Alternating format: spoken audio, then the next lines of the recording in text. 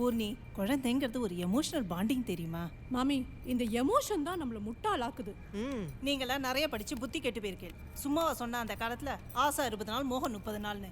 மாமி, அதெல்லாம் அந்த காலம். இப்போல்லாம் ஆசை அனுதினமும் மோகம் முழு இரவும். இதெல்லாம் கேட்கறதுக்கு பேசுறதுக்கு ரொம்ப நல்லா இருக்கும். தள்ளி போடுறது தப்பா போச்சுன்னா அப்புறம் என்ன பண்ணுவீங்க? பின்ன கடைசி காலத்துல நம்மளை பாத்துக்கிறதுக்கு யார் இருப்பா? பெற்றதுக்காக அவங்க நம்மளை பார்த்துக்கணும்னு என்ன கட்டாயம்? அது குழந்தையா ஃபிக்ஸட் டெபாசிட்டா? ஏன் ஒரு ஆணும் பெண்ணும் காலம் பூரா ஒருத்தருக்கு ஒருத்தர் துணையா தனியாக இருக்க முடியாதா? தனியா இருக்க முடியாதுன்னு நான் சொல்லலை. தொட்டி செடியா இருந்தாலும் பூத்தாதானே அழகு.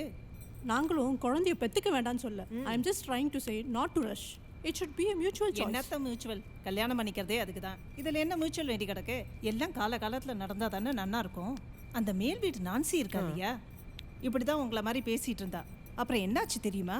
கட்டின புருஷன் ஓடி போயிட்டான், புள்ளக்குட்டி எதுவும் இல்லை, பாவம் அவ ஒன்றும் இல்லாமல் கண்டவன் பின்னாடி தெரிஞ்சிட்டு இருக்கா. இதெல்லாம் கேட்கவும் பேசவும் நன்னாவா இருக்கு? நாம தான் அவளை பாவமாக பார்க்குறோம். அவள் சந்தோஷமாக தான் இருக்கா.